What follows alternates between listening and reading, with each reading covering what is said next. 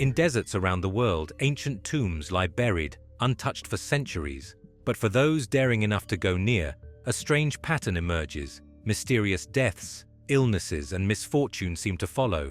Could it be mere coincidence? Or is there something more sinister at play? What is it about these ancient sites that makes everyone hesitate to uncover their secrets? Join us as we explore the eerie truth behind the desert tombs that no one wants to touch. Curse of the Pharaohs. In 1922, a British archaeologist named Howard Carter made one of the most exciting discoveries in Egypt's history, the tomb of a young pharaoh named Tutankhamun. Carter had been searching for this tomb for years, and after many failed attempts, he finally found it in the Valley of the Kings. The tomb had been hidden for over 3,000 years, and it was packed with treasures, ancient artifacts, and priceless pieces of history. Tutankhamun, or King Tut, was only 9 years old when he became pharaoh, and he ruled for just a short time before he died at around 18 or 19. His tomb, untouched by thieves for thousands of years, was filled with extraordinary artifacts that offered an incredibly detailed snapshot of ancient Egyptian life and culture. This made the discovery of King Tut's tomb an event of massive significance to Egyptology, the study of ancient Egypt. Almost immediately after the tomb was opened, strange things began to happen. A legend began to grow around the tomb, which would forever be known as the Curse of the Pharaohs. The curse supposedly stated, "Death shall come on swift wings to him who disturbs the peace of the king." This warning, written on the tomb's entrance, was said to be a message from the gods, ensuring that anyone who dared to disturb the tomb of the pharaoh. The most dramatic event that fueled the curse legend was the mysterious death of Lord Carnarvon, the British aristocrat who had funded Carter's excavation. Just a few months after the tomb was opened, Lord Carnarvon fell ill and died from an infected mosquito bite that turned into a deadly blood infection.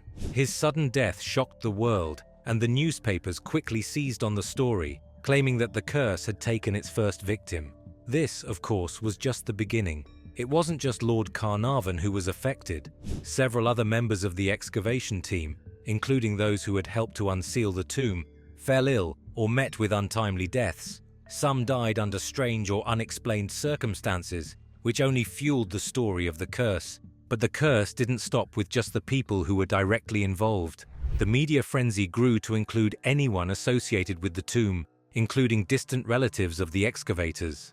People became more and more convinced that King Tut's revenge was real, and this only added to the excitement and fear surrounding the discovery. Nostradamus. Nostradamus is one of history's most famous and controversial figures. Born in 1503 in France, he became renowned for his prophecies, many of which are said to have predicted major events throughout history, including wars, natural disasters, and even the rise of political figures. Over the centuries, people have turned to Nostradamus' writings to find hidden meanings and predictions about the world. Some claim that he foretold everything from the French Revolution to the rise of Adolf Hitler and the September 11th attacks.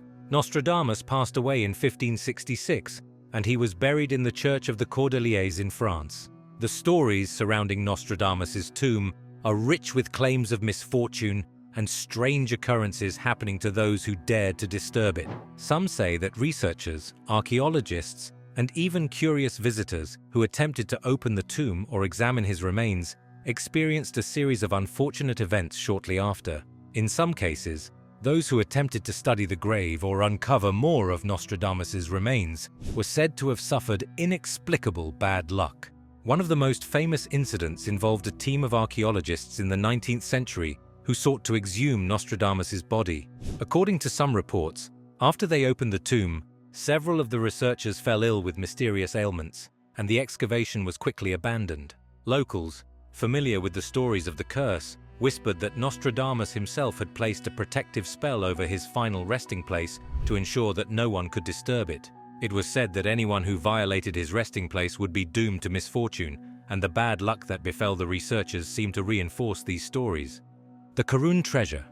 The Krun Treasure, also known as the Lydian Hoard, is one of the most fascinating archaeological finds of the 20th century. Unearthed in western Turkey during the 1960s, this remarkable collection of ancient artifacts includes stunning gold jewelry, ornate silverware, and delicate pottery. These treasures are believed to have belonged to the ancient Lydians, a wealthy and powerful civilization that thrived in what is now Turkey around 700 BCE.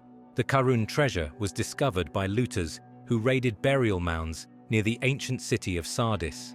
These mounds, known as tumuli, were sacred tombs constructed to honor Lydian royalty and elites. The looters dug through these ancient sites, smuggling the artifacts out of the country and selling them on the black market. Eventually, many pieces ended up in the Metropolitan Museum of Art in New York, but as the treasure's fame grew, so did its dark reputation. Almost as soon as the treasure was discovered, rumors of a curse began to spread. The locals in the region where the artifacts were unearthed had long believed that disturbing the tombs of their ancestors would bring misfortune. They warned that the Krun treasure was cursed, and anyone who touched it would suffer terrible consequences. As if to prove the legend true, a series of tragedies befell those connected with the treasure. The looters who first excavated the artifacts experienced a string of misfortunes. One reportedly lost all his money, another suffered from a severe illness, and others faced mysterious accidents. People began to whisper that the treasure was exacting revenge for its desecration. The curse didn't stop with the looters. In the years that followed, museum curators, buyers, and even lawyers involved in the legal battles over the treasure's ownership reported strange illnesses, financial ruin, and untimely deaths. These events only added to the treasure's dark reputation, and many people began to believe that the curse was real. Tyra No Masakado. During the 10th century in Japan, there was a samurai named Tyra No Masakado, whose story is one of rebellion, tragedy, and a lasting legacy. Born into the influential Tyra clan in the 10th century, Masakado was a warrior of great skill and ambition. But death was not the end for Tyra No Masakado. Over time, his story evolved from that of a rebellious samurai to a figure of divine reverence. Locals began to view him not as a villain, but as a protector of the eastern provinces. His spirit was believed to linger, watching over the land and punishing those who disrespected his memory. The legend of Tyra No Masakado's curse is one of Japan's most enduring supernatural tales. His restless spirit, some say, harbors a deep resentment toward those who disturb his peace. Over the centuries, numerous calamities have been attributed to Masakado's wrath, from devastating earthquakes to destructive fires. One of the most infamous incidents occurred after the Great Kanto earthquake of 1923, which leveled much of Tokyo. Among the ruins was the Otemachi area, where a small shrine dedicated to Masakado stood. Officials decided to move the shrine to make way for urban redevelopment, a decision they would soon regret. Shortly after the shrine was relocated, accidents and illnesses began to plague those involved in the project. Workers mysteriously fell ill, government officials suffered sudden deaths, and strange phenomena were reported near the shrine's new location. The incidents were so alarming that the project was halted, and the shrine was quickly returned to its original site. This event solidified Masakado's reputation as a vengeful spirit, and many believed that his tomb and shrine must never be disturbed again. King Ahirem's tomb. Long before the rise of empires like Rome or Egypt, there was a civilization of incredible influence. This civilization was the Phoenicians. Among the many fascinating discoveries tied to the Phoenicians, one stands out: the tomb of King Ahirem. King Ahirem, a ruler of ancient Phoenicia, modern-day Lebanon, was buried in a grand tomb around 1000 BCE. His sarcophagus, made of intricately carved stone, was found in the late 19th century in the city of Byblos. The tomb was uncovered in 1923, and with it came the discovery of the beautifully adorned sarcophagus, which would become a treasure for both archaeologists and historians. However, as the story goes, those involved in the excavation soon found themselves plagued by a string of unfortunate events. One of the first incidents occurred when the tomb was opened. Archaeologists reported that the moment the sarcophagus was disturbed, a heavy, oppressive feeling seemed to descend upon the site. Many of the workers, locals who had assisted with the excavation, became unnerved by the unease that filled the air. Some claimed they had heard strange sounds, like whispers or distant cries, echoing from deep within the tomb. Others spoke of a dark shadow that seemed to loom over the tomb, following them as they worked. This created an aura of dread around the entire excavation process. But the misfortunes didn't stop there. Several of the people who played significant roles in the excavation began to fall ill or suffer tragic accidents shortly after their involvement with the tomb. A prominent archaeologist who had overseen the uncovering of King Ahriman's sarcophagus reportedly fell gravely ill, and some accounts say he died shortly after returning to Europe. His family and colleagues couldn't explain the sudden illness. Other members of the excavation team suffered accidents, with some experiencing unexplained injuries. Even more chilling were reports of inexplicable deaths among individuals connected to the tomb, whether directly involved in the excavation or not. These events led to the creation of a chilling local legend about the tomb. The stories suggested that King Ahriman, in his afterlife, was angry at the disturbance of his final resting place and had unleashed a curse on those who had dared to open his tomb. Local folklore surrounding the tomb spoke of a powerful curse that could strike down anyone who tampered with the grave of a king. Some believed that the curse had been etched into the sarcophagus itself, and that by disturbing the tomb, archaeologists had awakened the wrath of Ahriman's spirit. Others felt the curse was simply a way to explain the strange misfortunes that followed the excavation. The Tomb of Hees. In ancient Egypt, more than 4,000 years ago, there was a man named Hees, a high-ranking official who played a significant role in Egyptian society. Because of his high status, Hees was honored with a magnificent tomb in the vast necropolis of Saqqara, not far from the pyramids. Hees' tomb is a mastaba, a type of rectangular, flat-roofed structure that served as a precursor to the more famous pyramids. These tombs were typically built for the elite, providing a grand resting place that reflected their social standing. But among the carvings, there's something even more intriguing: inscriptions that serve as warnings. These are the protective curses, placed to safeguard Hees' tomb from would-be intruders. In ancient Egypt, tombs weren't just burial places, they were gateways to the afterlife. The Egyptians believed that the soul, or Ka, needed protection to journey safely to the next world. To ensure this, they left offerings of food and drink, built elaborate tombs, and wrote protective spells and curses. Hees' tomb contains such curses, inscribed with clear warnings to anyone who might disturb his eternal rest. One inscription might threaten divine retribution. "As for anyone who shall do harm to this tomb, the gods shall bring judgment against them, and their name shall be erased from memory." These curses were no small matter. In ancient Egyptian belief, having one's name erased was considered a fate worse than death. Without a name, the soul could not live on in the afterlife, effectively condemning it to eternal oblivion. The curse of King Kazmir. King Kazmir IV. Jagiellon was a powerful and respected ruler of Poland and Grand Duke of Lithuania during the 15th century. When King Kazmir died, he was laid to rest in a grand tomb inside Wawel Cathedral in Krakow, Poland.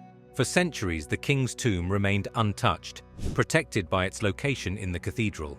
However, in 1973, a team of archaeologists and scientists decided to open the tomb as part of a historical investigation. What they discovered, however, was far more unsettling than they could have anticipated. At first, everything seemed to be going well. The team carefully documented the contents of the tomb, taking great care to preserve the artifacts and remains. However, shortly after the tomb was opened, strange and tragic events began to unfold. Within days of the excavation, several members of the research team began to fall seriously ill. Their symptoms were sudden and severe, including fever, respiratory distress, and other complications. Shockingly, many of these illnesses led to death. By the time the excavation was complete, a total of 15 researchers who had been involved in the project had died unexpectedly. The speed and severity of these deaths sent shockwaves through the scientific community. People began to speculate that the researchers had been victims of a curse, an ancient spell cast to protect King Kazmir's tomb from intruders. The idea of a curse took hold, and it didn't take long for stories to spread about how the king had foreseen such an intrusion and ensured that anyone who disturbed his peace would face dire consequences. Colonel Buck. In a small, quiet town in the American Midwest, there is an eerie tale that has been passed down through generations. It's the story of Colonel Buck, a figure whose death remains shrouded in mystery and whose tombstone became the center of a chilling local legend. Colonel Buck was a man of prominence in the 19th century. A respected figure, he had served in the military, and his later years were marked by a reputation for being a wealthy landowner and businessman. When Colonel Buck died, something strange started to happen. A small dark stain began to appear on his tombstone, a stain shaped strangely like a human leg. It wasn't just an oddity in its appearance, but also in how it seemed to grow and change over time. Locals who passed by the tombstone couldn't help but whisper about it. Some claimed that it was the result of some natural process, like the weather or the stone's natural wear, but others insisted it was something far more sinister, a warning left behind by forces beyond explanation. According to one version of the story, the stain on the tombstone was the result of a curse supposedly placed on Colonel Buck by a local witch before his death.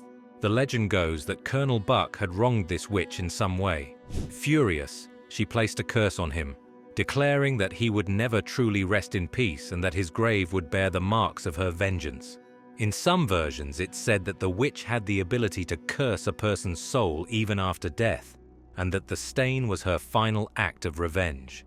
Others suggest that the witch herself died shortly after placing the curse, but not before her wrath left its mark on Buck's tombstone. As time passed, the stain only grew darker and more pronounced, becoming almost unmistakable in its leg-like shape. It was said that whenever someone visited the grave at night, they could feel an unnerving chill in the air, as if something was watching them. William Shakespeare. William Shakespeare, widely regarded as one of the greatest writers in the English language, has left behind a legacy that is timeless. But along with his unparalleled contributions to the world of drama, Shakespeare's final resting place carries a curious and eerie story that blends his literary genius with a dash of superstition. Shakespeare died in 1616 and was buried in the chancel of Holy Trinity Church in England. His tomb, like many in the era, carries an inscription that is both poetic and unsettling. The lines on his gravestone are direct and rather foreboding, warning anyone who might consider disturbing his final resting place. The inscription reads, "Good friend, for Jesus' sake forbear, to dig the dust enclosed here. Blessed be the man that spares these stones, and cursed be he that moves my bones." The warning is blunt. Anyone who dares to disturb his grave will be cursed. Shakespeare, with his sharp wit and poetic flair, seems to be warning everyone not to meddle with his remains. This curse is not subtle. He's not simply asking for respect. No, he's invoking divine punishment on those who would move his bones. In 1792, the poet's tomb was opened to allow a monument to be placed over it. When the tomb was opened again in 2008, the bones were left undisturbed, but some reports suggest that they might have been moved during previous excavations. This has sparked controversy, with some suggesting that disturbing Shakespeare's remains might have led to the fulfillment of his curse. It's a delicate balance between preserving the integrity of Shakespeare's tomb and the desire to understand more about the man behind the works. The church itself, where Shakespeare is buried, is a historical landmark, and any invasive study could risk damaging a site of immense cultural importance. The fear of triggering the curse has, in some ways, become a deterrent. Sanut the First. Sanut the First was a powerful official in ancient Egypt during the Middle Kingdom, a period that lasted from around 2055 to 1650 BCE. He held the important title of Governor of Elephantine, a region near modern-day Aswan in southern Egypt. Today, his tomb remains one of the most impressive and intriguing burial sites from this era. While Sanut the First's tomb is a treasure trove of ancient history, it has not been without its share of dark legends. Like many tombs from ancient Egypt, Sanut's burial site has become the subject of stories about curses and the potential consequences of disturbing such sacred places. In ancient Egypt, there was a widespread belief that disturbing the tombs of the dead could anger the gods and bring misfortune to those who dared to intrude. This belief was not limited to the tombs of pharaohs, but extended to the graves of high-ranking officials and nobles like Sanut. For centuries, the tomb at Kubet el-Hawa remained undisturbed, perhaps in part because of the fear surrounding these ancient curses. The idea of a curse is common among Egyptian tombs, particularly those from the Middle Kingdom and New Kingdom periods. These tombs were often inscribed with warnings and threats, telling would-be grave robbers or curious explorers that disturbing the resting places of the dead would bring about divine retribution. The curse on Sanut's tomb may not have been as famous or dramatic as the one associated with Tutankhamun's tomb, but it was still a powerful deterrent. Local legends tell of misfortunes that befell those who were involved in the excavation and study of the tomb. Some believed that the tomb, like many others, was protected by the powerful forces of the ancient Egyptian gods, and that disturbing it would invoke their wrath. The Tomb of Timur. Timur was a 14th century warlord of Turco-Mongol origin who carved out a vast empire stretching from modern-day Iran to parts of India, Central Asia and beyond. Timur's death in 1405 marked the end of his conquests. He was buried in Samarkand in a magnificent mausoleum called the Guri Amir, meaning Tomb of the King. For centuries, his resting place remained undisturbed, shrouded in mystery and local legend. Fast forward to 1941. The world was already deep in the throes of World War II when a team of Soviet archaeologists, led by Mikhail Gerasimov, decided to excavate Timur's tomb. However, the locals were horrified. They warned the archaeologists not to disturb the tomb, citing an ominous inscription carved into it. "Whoever opens my tomb shall unleash an invader more terrible than I." This was no idle threat. Timur's reputation as a fearsome conqueror loomed large, and many believed that his spirit would exact revenge on anyone who dared to disturb his eternal rest. Despite the warnings, Gerasimov and his team pressed on. On June 19, 1941, they opened the tomb and uncovered Timur's remains. As they examined the skeleton, they confirmed that Timur had been a tall and powerful man, fitting the descriptions of the warrior king. Then, just 2 days later, on June 22, 1941, Nazi Germany launched Operation Barbarossa, a massive invasion of the Soviet Union. The timing was uncanny, and many began to wonder if the curse of Timur had come to pass. The Nazi invasion was catastrophic, bringing immense suffering and destruction to the Soviet Union. Cities were bombed, millions of lives were lost, and the war effort pushed the country to its limits. It seemed as if the ominous inscription on Timur's tomb had been fulfilled in the most devastating way. Was it a mere coincidence, or was there something more at work? The timing was too perfect or too chilling to ignore. The legend of Timur's curse quickly spread, capturing the imagination of people around the world. Even among Soviet officials, the idea of the curse gained traction, and it was said that Stalin himself ordered a resolution to the issue. In 1942, as the tide of war began to turn against Germany, Timur's remains were quietly reburied in Samarkand. The ceremony was conducted with great respect, following Islamic burial traditions. Interestingly, not long after the reburial, the Soviets began to achieve significant victories on the battlefield, starting with the turning point at the Battle of Stalingrad. And there you have it, some of the most mysterious and intriguing cursed tombs that have both fascinated and frightened researchers for centuries. Thanks for watching, and if you enjoyed this deep dive into the world of cursed tombs, don't forget to like, subscribe, and hit the notification bell so you never miss an exciting new video.